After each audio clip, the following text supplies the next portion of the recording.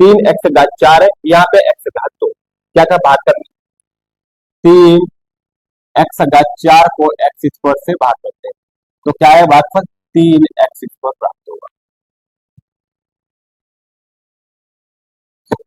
ठीक है, अब 3x² को यहाँ पे लिख देते हैं, भागफल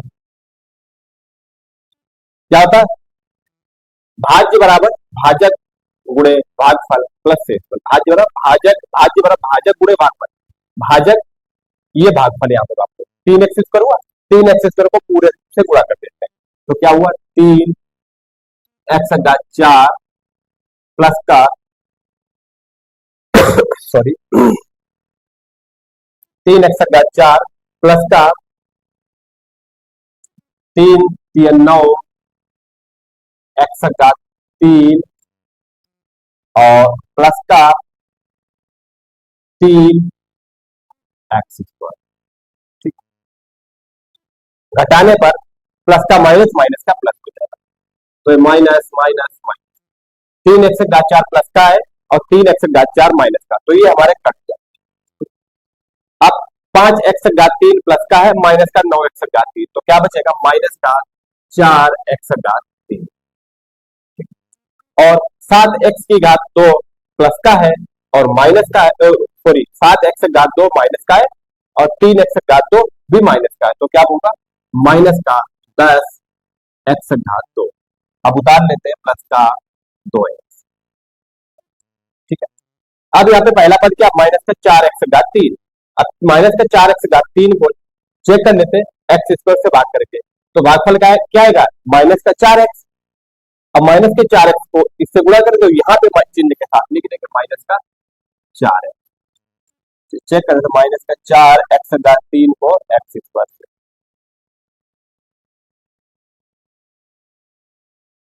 माइनस के 4x को इससे गुणा कर देते हैं तो क्या हो जाएगा माइनस का 4x⁴। ठीक है, फिर इसको करेंगे 4×3 = 12 प्लस माइनस माइनस 12x²। ठीक है, फिर यहाँ पे प्लस माइनस माइनस 4x, घटाते हैं तो माइनस का प्लस, प्लस का माइनस, तो ये माइनस का ये हो जाएगा प्लस का, ये माइनस का ये भी हो जाएगा प्लस का, ये माइनस का ये भी हो जाएगा प्लस का। ठीक, तो ये कट गया माइनस का 4x⁴ प्लस का माइनस का ये प्लस का कट गए। अब ध्यान देना कि 10x² माइनस का है और 12x² प्लस का है, तो बचेगा कितना 2x²। अब 2x² प्लस का है और 4x, 2x प्लस का और 4x भी प्लस का है, तो क्या हो जाएगा जुड़ जाएंगे 4×2 = 6x। ऊपर क्या बचा 2, 2 को उतार दिया। अब क्या करना है 2x² को x से भाग करना है, भाग करते देखते क्या आएगा, तो 2 ही आएगा क्योंकि x² x कट जाएगा 2 आएगा। 2x² को x से भाग किया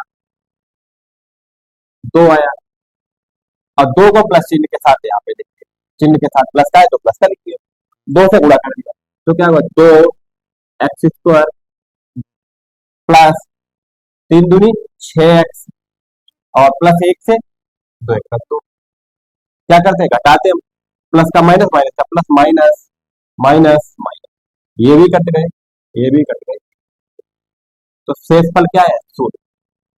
क्या करना है कि पहले बहुपद से दूसरे बहुपद को भाग देने पे शेषफल का मान 0 आया, अतः पहला बहुपद दूसरे बहुपद का एक गुणनखंड है। ठीक है, भाग कर किया तो शेषफल क्या आया 0, लिख देते शेष 0, यानी पहले बहुपद से दूसरे बहुपद को भाग करने पर शेषफल का मान 0 आया, अतः हमारा पहला बहुपद दूसरे बहुपद का एक गुणनखंड है। पहले बहुपद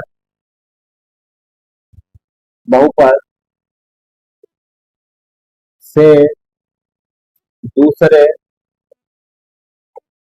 बहुपद को भाग करने पर शेषफल शून्य प्राप्त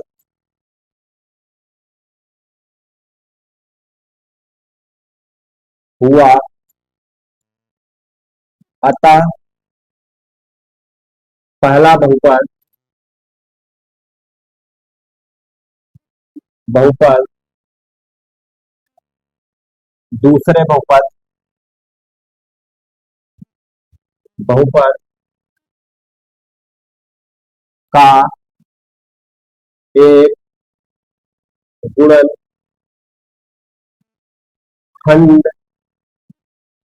है। यानी पहले बहुपद से दूसरे बहुपद को भाग किया तो शेषफल का मान शून्य प्राप्त हुआ, अतः पहला बहुपद दूसरे बहुपद का एक गुणनखंड है।